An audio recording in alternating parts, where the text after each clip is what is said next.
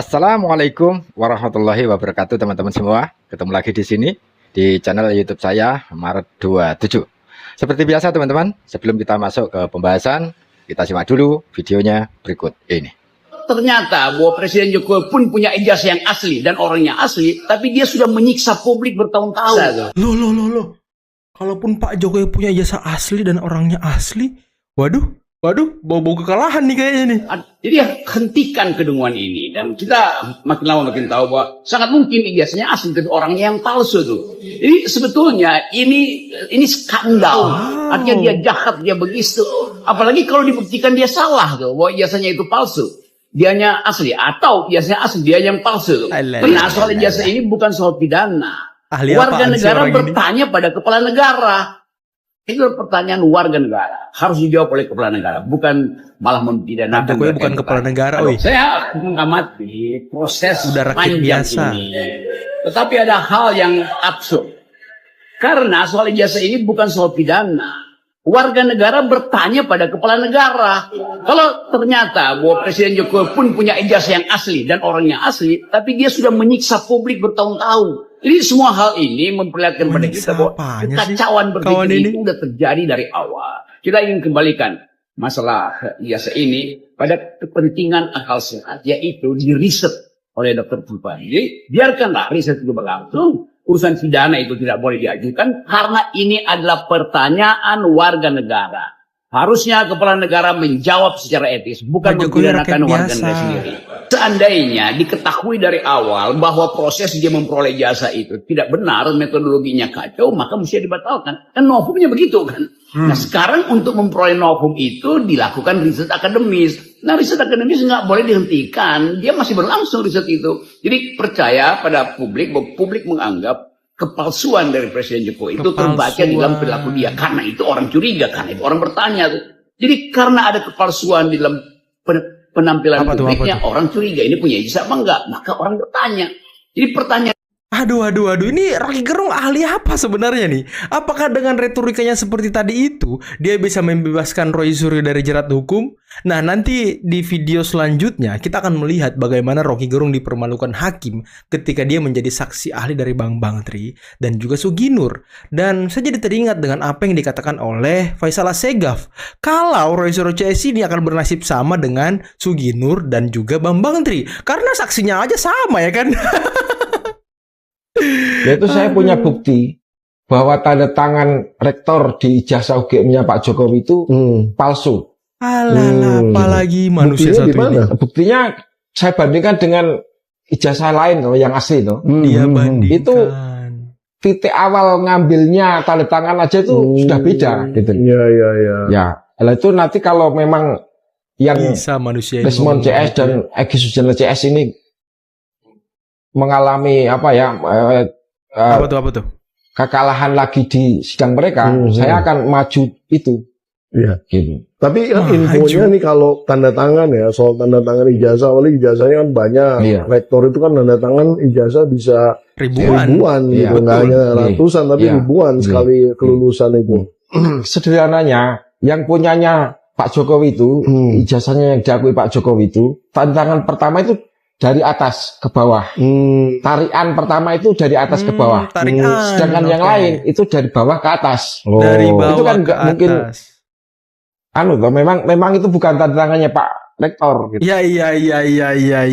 Ini kayaknya Bang Tri dapat ilham lagi nih dari gurunya yang sudah meninggal ya kan, datang di dalam mimpi Bang Tri memberitahu informasi sangat penting ini teman-teman. Waduh. Penting kali kawan ini ya kan.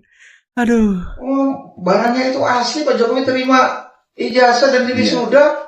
Apa kemudian keaslian itu bisa digugurkan dengan pendapat Roy Suryo lewat otak-atik teknologi? Iya. Gak bisa, Kak. Itu faktanya asli. Iya.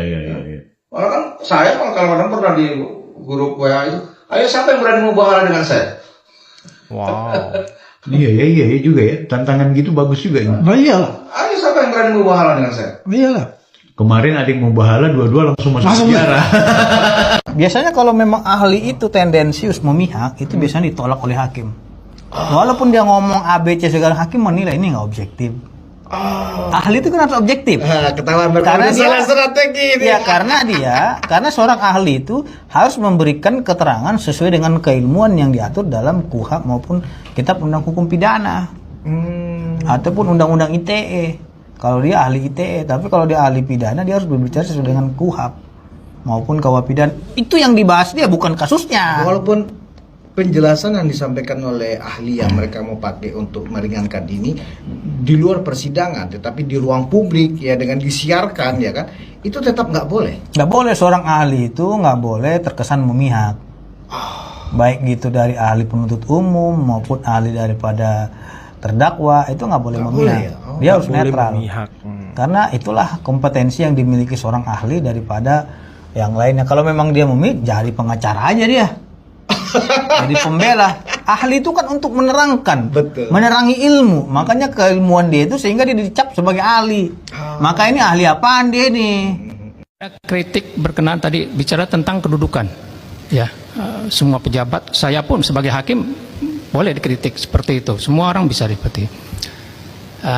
Saya ingin bertanya dulu kepada ahli, saudara pernah menduduki jabatan tertentu tidak di dalam bidang akademis?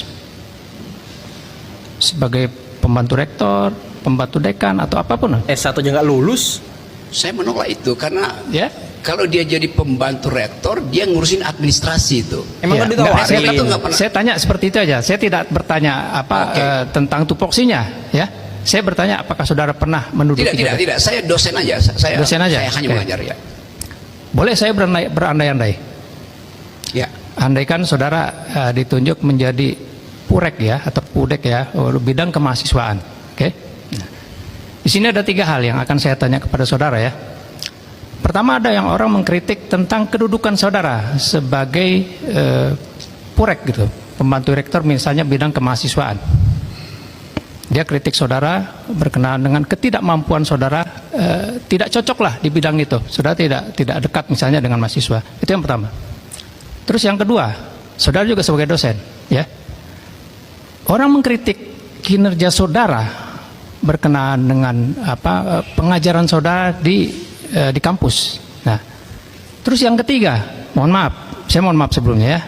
Orang mengkritik saudara saya lihat tadi di KTP-nya belum kawin. Yes. Orang mengkritik saudara sebagai seorang duda yang tidak bermoral. Seperti Duda itu. tidak bermoral. Di 3 hal itu, manakah yang mempunyai potensi saudara marah kepada saya? Itu aja pertanyaan saya. Tadi yang ketiga apa? Yang tidak bermoral, tolong Pak Hakim. Seorang duda yang tidak bermoral. Duda yang tidak bermoral. Duda yang tidak bermoral. 3 hal itu manakah yang punya potensi saudara marah pada saya dan saudara melaporkan saya? Saya nggak akan marah karena saya anggap dalam pertanyaan itu nggak ada poin tuh. Duda yang tidak bermoral. Memang ada duda yang bermoral berarti lalu saya mesti buktikan dulu bahwa saya duda, lalu buktikan saya bermoral. Jadi saya tidak akan layani itu karena saya anggap itu adalah ya semacam satu argumentum ad hominem itu aja. Jadi buat saya nggak ada poin di situ. Saya anggap ya diucapkan aja. Saya anggap itu sebagai berita dari seseorang, bukan problem saya, itu problem dia tuh. Saya lanjutkan ya. Bagaimana seandainya berita yang terakhir tadi yang saya dapat tentang duda tadi, saya peroleh dari data-data yang entah dari mana saya peroleh, itu saya bilang kepada saudara. Ya itu artinya di dalam masyarakat kita dianggap bahwa orang yang tidak punya pasangan, apalagi duda, dia pasti tidak bermoral, apalagi janda. Kan itu justru yang mau kita batalkan. Jangan sampai ada pertanyaan semacam itu. Itu pertanyaan dungu sebetulnya tuh yang diucapkan oleh apa namanya tuh mereka yang mengkritik saya lakukan hal itu dan nggak pernah saya anggap itu. Karena kan itu buat apa itu diucapkan itu kan? Itu sebetulnya itu menghina gender equality itu sekaligus menghina para duda dan saya memang bukan duda. Belum nikah Tapi aja, terus ya saya kan? layani kan nanti orang bilang buktikan bu Anda bukan duda gitu. Loh saya belum kawin itu artinya ya bisa memang tidak kawin. Nggak pakai jas yang mahal, nggak pakai kata-kata yang rumit, nggak pakai protokoler berlapis, tapi jadi presiden 2 periode. Siapa dia? Pak Jokowi. Dari dulu sampai sekarang, gayanya sama. Kemeja putih, celana hitam. Bukan karena beliau nggak bisa beli yang lain. Tapi, itu biar nggak ribet kalau bekerja dan ketemu sama masyarakat. Buat sebagian orang, kesederhanaan pasti dibilang pencitraan. Tapi, bagi masyarakat, kesederhanaan itu memberikan rasa aman. Oh, penampilannya mirip saya. Oh, apa yang dia omongin, saya mengerti. Oh, apa yang dia pikirkan, saya nangkep. Itulah dampak dari kesederhanaan. Hanya, belusukan Pak Jokowi bukan sekedar jalan-jalan. Itu cara memahami masyarakat tanpa menggunakan mikrofon, mendengarkan aspirasi masyarakat tanpa perlu pidato panjang-panjang. Karena di politik ini banyak banget orang yang pengen kelihatan hebat. Sebaliknya, Pak Jokowi pengen masyarakat merasakan dirinya hadir secara dekat bersama mereka. Tentunya, beliau mungkin bukan yang paling sempurna. Tapi manfaatnya, kehadirannya nyata terasa. Jadi, gimana menurutmu? Apakah kesederhanaan masih berguna di dunia politik hari ini? Masih dong. Komen di bawah ya. Masih Soal dong. istilah sarjana muda. Emang begitu, Pak? Waktu Bapak masuk dulu pakai sarjana muda atau cuma Pak Jokowi? Maka tanya saya lah. Ya kan? Oke. Jangan orang UGM tapi bukan alumni Fakultas Kehutanan bicara. Iya. Tanya sama saya. Bapak formulirnya sama sarjana muda dulu. Jadi begini, sarjana muda itu kan waktu masa transisi. Iya. Ya, itu penyebutan aja. Karena masa transisi bahwa kalau SKS-nya itu di bawah 120 SKS, itu disebutnya masih tingkat sarjana muda. Oke. Kemudian sampai dengan 160 SKS, artinya dari 120 tambah 40 SKS, itu S1 kehutanan. Karena sejak 78, Fakultas Kehutanan itu sudah S1. Iya. Sudah ada lagi mengeluarkan ijazah sarjana muda, itu nggak ada. Nah, pembuktian konkretnya itu aja ya. Iya. Intinya sejak 78 sudah ada, tidak ada lagi istilah sarjana muda bagi Fakultas Kehutanan. Hanya penamaan karena masa transisi ya. Iya. Jadi sampai dengan 120 itu sarjana muda. Artinya di masa 77 ke bawah masih ada. Masih ada. Sarjana muda. Bahkan fakultas lain masih ada. Oh. Jadi nggak seragam seluruh game itu. Iya. Tetapi di kehutanan itu sejak 78 itu sudah S1. Oh. Sudah nggak ada lagi yang S1, namanya S1 lah. Kan nggak ada lagi gelar sarjana muda, nggak ada. Di IAIN masih ada. Di fakultas lain masih ada. Di tahun 80-an itu Pak ya. 80-an. Tapi di kehutanan nggak ada. Dengan demikian sudah gugur lah yang namanya apa yang ditafsirkan oleh Rismond. Ya Rismond tahu apa tentang kehutanan? Apa dia? Rismond tuh apa soal kehutanan ya kan? Pesulap andal menganalogikan Roy Suryo CS ini seperti teroris yang menyandera korbannya dengan meminta banyak tuntutan. Jika tuntutan mereka dituruti, maka teroris-teroris lain akan mengikuti gaya penyanderaan yang mereka lakukan. Ini bahaya. Kasus ini akan menjadi sebuah contoh kepada kasus yang lainnya. Contohnya adalah jika ada sebuah penyanderaan terjadi, maka sebenarnya tidak boleh mengupayakan untuk menuruti keinginan dari para penyandera ini tadi. Karena kalau mereka ini dituruti keinginannya, mereka ini akan melunjak. Sehingga di kasus yang berikutnya, hal ini akan dijadikan sebuah benchmark bahwa pernah terjadi, diturutin, maka ini akan terjadi lagi. Lebih ke arah sana. Jadi kalau nanti ternyata ini tidak proses secara hukum, ditakutkan serangannya ini tidak hanya akan menyerang Pak Jokowi saja, tapi akan merenet kepada yang berikutnya.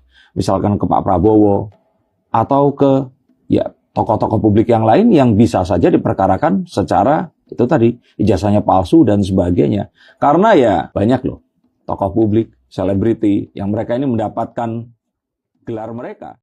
Baik teman-teman, setelah kita sama-sama menyaksikan tayangan barusan ya, sekarang waktunya kita berpikir jernih, pakai logika, bukan pakai emosi, apalagi pakai dendam politik. Dari video tadi, satu hal yang tidak bisa dibantah. Narasi besar soal ijazah palsu Jokowi itu mulai runtuh dari dalam. Ya. Kenapa saya bilang runtuh dari dalam? Karena orang yang selama ini dianggap intelektual, dianggap penguat narasi, bahkan sempat digadang-gadang akan jadi saksi ahli penyelamat Roy Suryo CS, ya, justru memberi pernyataan yang melemahkan tuduhan itu sendiri. Rocky Gerung secara tidak langsung sudah bilang kalau ijazah itu asli dan dipegang oleh orang yang sah, maka isu ijazah selesai. Artinya apa, teman-teman? Artinya tuduhan ijazah palsu itu tidak lagi punya napas. Dan ketika tuduhan utama mati, apa yang dilakukan Roy Suryo CS? Bukan minta maaf, bukan mengakui kesalahan, tapi lari ke isu lain. Mulai dari isu penelitian, isu demokrasi, isu keterbukaan informasi publik, isu kebebasan berpendapat. Ini pola lama, teman-teman. Kalau pintu depan terkunci, mereka cari jendela. Kalau jendela ditutup, mereka gali lubang. Padahal rakyat sekarang sudah makin cerdas, ya. Tidak semua kritik itu kriminal, benar. Tapi fitnah yang dibungkus kritik tetaplah fitnah. Lalu kita juga melihat tayangan penting, ya, yang sudah sama-sama kita saksikan tadi, ya, di mana teman seangkatan Pak Jokowi buka suara. Ini bukan buzzer, bukan relawan bayaran, bukan pejabat. Ini orang kampus, ya, orang yang hidup di masa itu, kuliah di tempat yang sama, mengalami proses yang sama, dan keterangannya mematahkan mentah-mentah klaim ngawur. Bahkan Jokowi tidak lulus S1 atau cuma sarjana muda. Pertanyaannya sekarang sederhana. Siapa yang lebih layak dipercaya? Orang yang satu angkatan, satu kampus, satu zaman, atau orang yang tidak pernah hadir di sana? Tidak melihat prosesnya, tidak mengalami langsung, tapi sok paling tahu. Jawabannya ada di akal sehat masing-masing. Dan jangan lupa, kita juga melihat bagaimana Bambang Tri kembali muncul dengan isu yang semakin kesini semakin tidak masuk akal, teman-teman. Argumennya berputar-putar, logikanya bolong di mana-mana, dan yang disajikan bukan fakta, melainkan asumsi yang dipaksakan. Kalau terus begini, yang terjadi bukan lagi perjuangan kebenaran, tapi mempertontonkan kebodohan di ruang publik. Teman-teman, kasus ini sebenarnya sederhana. Kalau ada bukti, silakan buka. Kalau tidak ada, berhenti menyebar fitnah. Karena hukum itu bukan panggung drama, dan demokrasi bukan tempat berlindung bagi kebohongan. Sekarang bola ada di tangan aparat penegak hukum, dan publik sedang menonton.